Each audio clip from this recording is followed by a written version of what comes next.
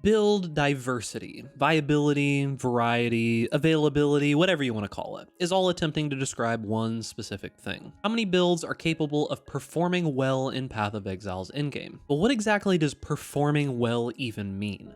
Some people will say that it's being able to comfortably kill Ubers with a set amount of gear, say 10, 15, 20 divine. Some will say it's being able to farm tier 16 maps comfortably and being able to generate that currency to push the build to the next level. There isn't really a set definition on what performing well really means. Now, there's a pretty large amount of the community that will tell you that the only viable builds are cutthroat meta builds that can comfortably kill Ubers on small amounts of gear. Now, I personally don't agree with this at all, but I understand why it's said. People always want to be able to do all of the content in any given game. To be fair, that's the way that it normally goes in most video games. However, Path of Exile has always been a little bit different. The vast majority of people will probably never kill an Uber boss, as the skills required to do so are simply too great. And yet, they still find themselves playing builds that are specifically designed to do so. And this, of course, does have good reason. It makes sense that if you want to have the best chance of completing all of the content of the game, you should probably be playing the most powerful builds, right? Well, yes, but I don't exactly 100% agree. And that's because the problem with Path of Exile is that there is a lot that you have to learn. And I think it makes much more sense to play a type of build that you actually find enjoyable with a playstyle that fits what you personally like doing. Because if you enjoy the build, you're more likely to spend the time to farm the gear and improve the character to whatever its theoretical limit is, seeing what the build is capable of, and in my opinion should have a significantly easier time getting everything that you want to do done. Maybe you like covering the screen with massive amounts of arrows or spells, or maybe you enjoy being super tanky and zooming around maps while burning all of your enemies in your path. Maybe you're one of those unfortunate souls who has a masochistic streak and have decided that you want to play melee and slam your head repeatedly into the wall. Most of these styles of play should be viable in some capacity, as they were in the past, but unfortunately, that simply just isn't the case these days. Now, this is a multifaceted problem, and it can't really be explained with just one thing, as there are a multitude of reasons that build diversity has taken such a nosedive. In this video, I kind of want to talk about just the reasons that I think that build diversity has been so rough in the past year, maybe year and a half, as well as some possible ways to fix it. Now remember, boys, if you're enjoying this content, make sure to give this video a like, subscribe to the YouTube channel, hit that notification bell to stay up to date with all the latest videos. And without further ado, let's get into it. The base difficulty of the game has gone up quite significantly in the last 2 years, and in multiple different ways. Base ability damage went down significantly in 3.15. In some cases, builds lost 30 to 40% of their total overall damage. Now this being said, overall player power has still been going up for most of this time. There have been a few circumstances where I feel that player powers did go down, such as 3.18 to 3.19, but that is generally locked behind currency, gear, knowledge, and playtime these days, instead of it being built into the choices you make on the skill tree and at the vendor. These days, you really do have to understand some of the more in-depth ways of scaling damage and defenses to fit enough power into a build where it starts to feel comfortable. Previously, all you really had to worry about was getting your resistances capped, your base health or energy shield pool high enough, and maybe a way to recover that base pool. And if you really wanted to, you could get a secondary defensive layer like block or dodge if you really wanted to be tanky, and pour everything else that you've got into damage. Nowadays, if you want to be tanky, you need some kind of combination of additional max resistances, leech, life regen, life recoup, armor, evasion, spell suppression, blocked, cap resistances, damage taken as elemental blind, reduced crit damage ward, etc, etc, etc. And after you have your combination of defensive stats acquired, you can attempt to squeeze in just enough damage to make the build not feel like garbage. And even after all of that, you'll probably still just get randomly slapped by an arch nemesis mob that entered your field of vision and killed you within 1, maybe 2 seconds total. Now, personally, I think having all of these defensive options is absolutely fine, and even a good thing for the game. But therein lies the problem. If you want to be able to mitigate all of these crazy random deaths, you really have to invest into defenses. And if you really invest into defenses, that doesn't leave very much room for damage, leading you towards only the most overpowered and easy to scale abilities and archetypes. However, even with defenses being so tight in 3.17, GGG, for some reason, still decided to nerf them. They made it once again more difficult to obtain these necessary defensive layers, which in essence, is another nerf to player damage as it leaves less room to fit in your offensive stats. Now, how can we actually fix this? So first of all, I'm not a game designer, and I don't know all the inner machinations of the web of pain and suffering that GGG has weaved over all these years, so I can't really speak to definitive solutions. But the main problem here is that defenses are simply too costly at their current level. It pushes too many abilities out of having a comfortable level of damage. How would I fix it?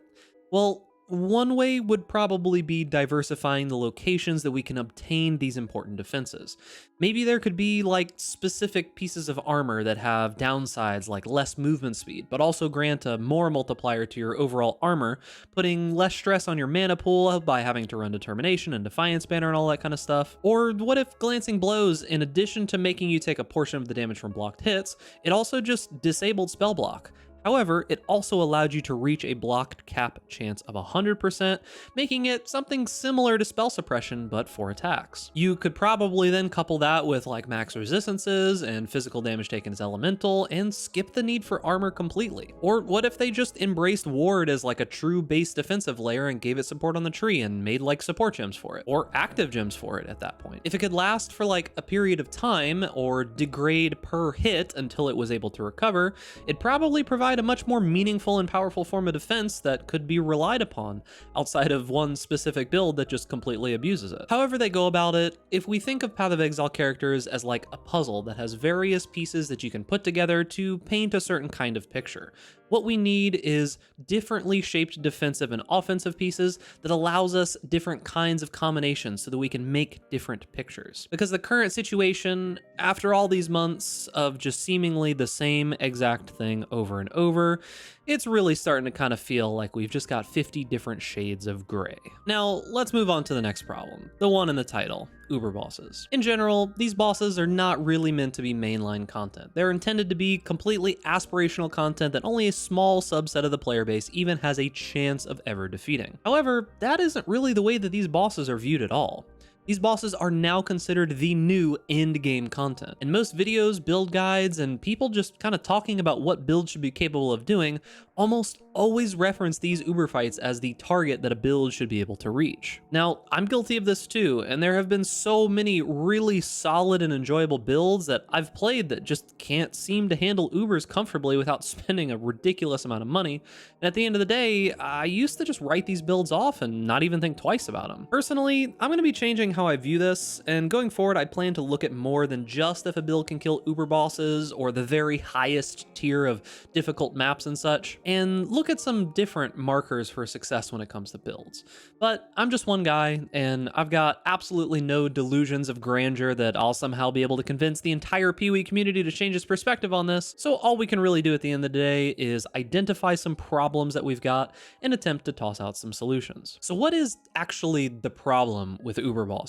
If these are just meant to be aspirational content, then it shouldn't feel like players have to be killing them, right? Well, unfortunately, there's a small but extremely impactful issue with that. Uber bosses drop better items, and in some cases, absurdly better items. I'm looking at you, Sirius. And because of this, the cost of the entry key to fighting these bosses is based off of what kind of currency you can make by fighting the Uber version. And Uber versions share an entrance fee with the non-Uber versions. In essence, this makes fighting non-Uber pinnacle bosses not profitable because the people who are fighting Ubers, and thus making more money because of it, are going to be able to keep making money even if the entrance fee prices out people who are fighting the regular version. So how do we fix this? Well, the easiest way in my opinion is just make the Ubers have a different entrance fee. The harder part of that is deciding, well, how do you obtain that entrance fee? The simplest solution in my mind is just make it so that the normal versions of the boss drop the key for the Uber version of the boss. You could roll all of the specific bonuses that you get from the Atlas points into the Uber key itself as modifiers on the map or item or whatever it is, and just be done with it. That makes it so that the entrance fee for normal pinnacle bosses can be completely based off of just the normal pinnacle boss drop pool. However, if the Uber version of the boss has the entire loot pool, isn't that going to make it so that people will essentially get to fight two bosses for one entrance fee? To me, that doesn't really sound like a problem and actually sounds kind of cool.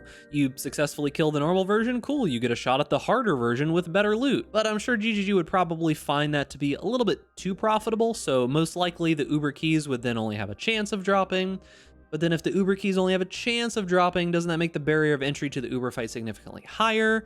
Wouldn't it raise the cost of those like Uber specific items substantially, which kind of defeats the entire purpose of splitting them up in the first place? These are all problems that have to do with like amount of loot gained and profitability and things like this, and this isn't really something that I can personally address just as a player, so I'm not going to attempt to do any more armchair dev on fixing this particular problem, but I'd really like to see Ubers not just completely eclipse their normal counterparts when it comes to boss farming. It'd be nice to actually be able to make some money off of that. And now for the last and probably most difficult problem to address, and that is the topic of dead skills. Why are there so many abilities that seemingly just have no purpose?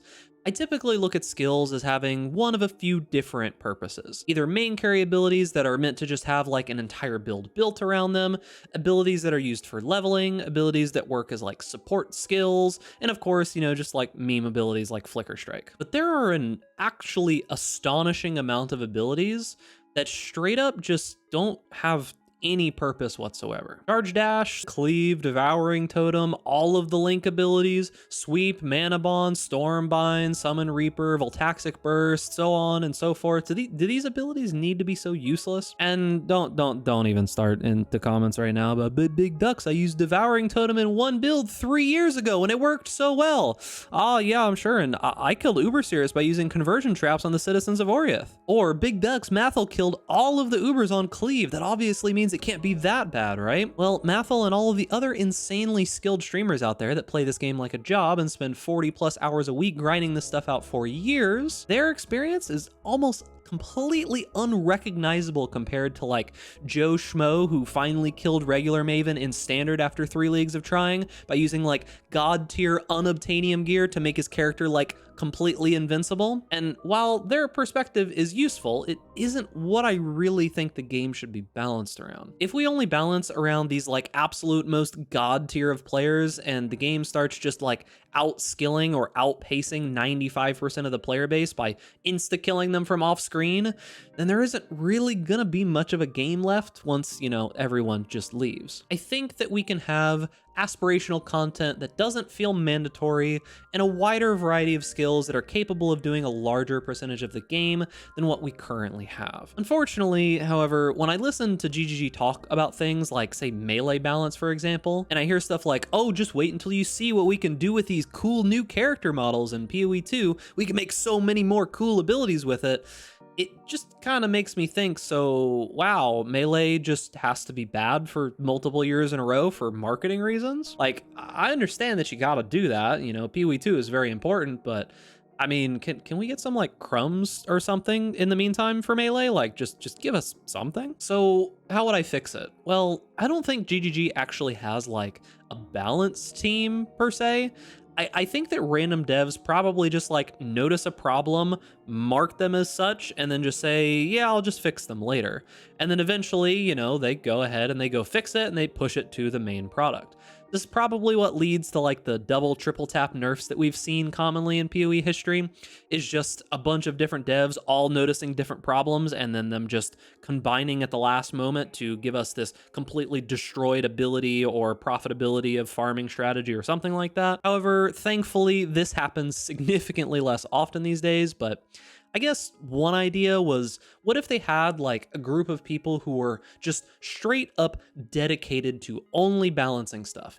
And maybe halfway through each league, they could implement some of these ideas to test them out in like a mid-league balance patch. By the time we're halfway through the league, the vast majority of people aren't playing anymore, so I can't really see very many people complaining. If the changes don't really end up hitting the mark, then they can just revert them or change them some more for the next league. I actually think it would be kind of cool to have, you know, like a month and a half of just this weird testing environment where we just do all kinds of random crazy stuff. I honestly think that'd be pretty fun. Now, GGG has in the past been against this, as they don't really want to do mid-league nerfs, as it feels like it invalidates people's characters and their investment, but they already kind of get invalidated at the end of the league anyways, so does it really matter that much at the end of the day? And that is going to be it for the video. Do you have any other interesting ideas that could potentially fix some of this build diversity problem? Make sure to let me know down in the comments.